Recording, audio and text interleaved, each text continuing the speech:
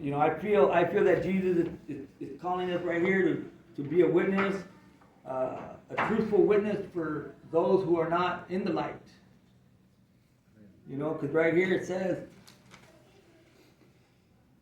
well, we're going to go to the third bullet point, which is number 3. Pastor Matt, do you mind reading that for us? Identify the believers we struggle with. Ooh, that's crucial.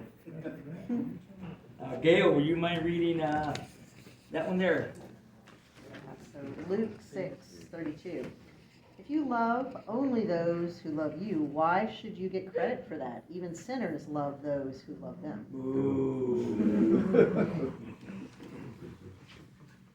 It's easy to love me, right? My mustache, my Iron Man ring. And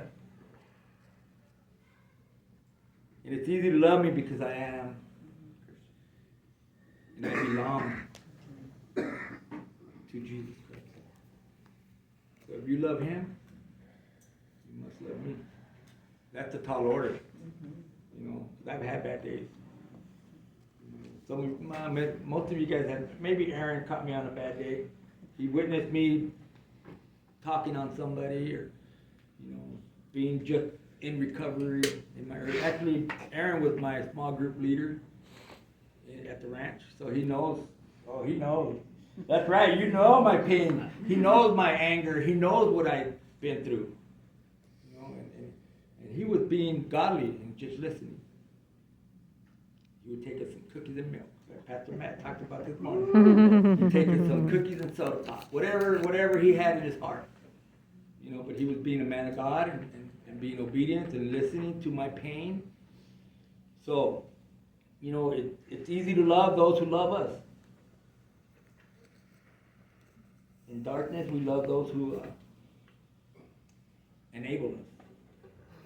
It's easy to love those who enable us in darkness. So why don't we love the one who enables us in the light, which is our Father in heaven? You know, he enables me every day. I love that. You know, I love it that he gives me what I need. You know, I get home from work, man. I remember when I was an alcoholic and that pain, the physical pain, I remember it. I couldn't control it. So what I do, I drink some more. And I'd have my kids with me. And the cop would get behind me and man, I'm trying to just do right. Well, you should have done right. You know, but that pain, I remember it. And then I remember the pain in my other darkness, being homeless. You know, the arch on my feet were hurting. I was walking on the freeway with about 100 pounds and 2 backpacks of stuff that I shouldn't even have had in my backpack. You know, and I couldn't do nothing about that pain. So I thought. You know, but the pain I have today, you know, jackhammering 8 hours with a 90-pound jackhammer, and I'm acting like a 20-year-old. You know, I get home, and I said, man, I got to tell my wife about this little situation, you know. So I open the door, and she tells me, how's my beautiful Christian, God-loving husband doing? Hard working. I thought, oh, I'm doing great, baby.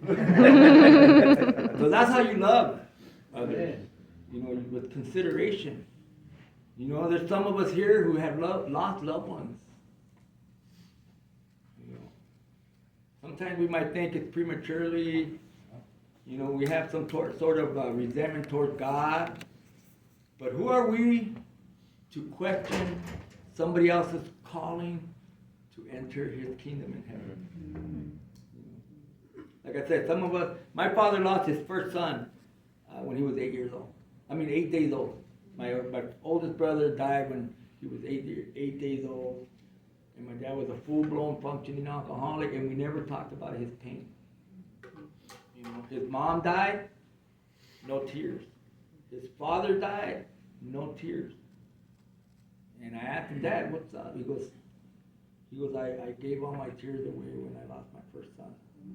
You know, almost like what David went through with his first son. You know, he was always naked or ashed up or whatever he was doing, and then, you know, when doing everything and anything for his son not to die. But, you know, God called him, and everybody, oh, don't tell David, because if he was alive, he was going crazy, and now that he's dead, he might blow up the whole Jerusalem and Israel and all that. But he got over it quick. You know, sometimes, I'm not saying that it's okay to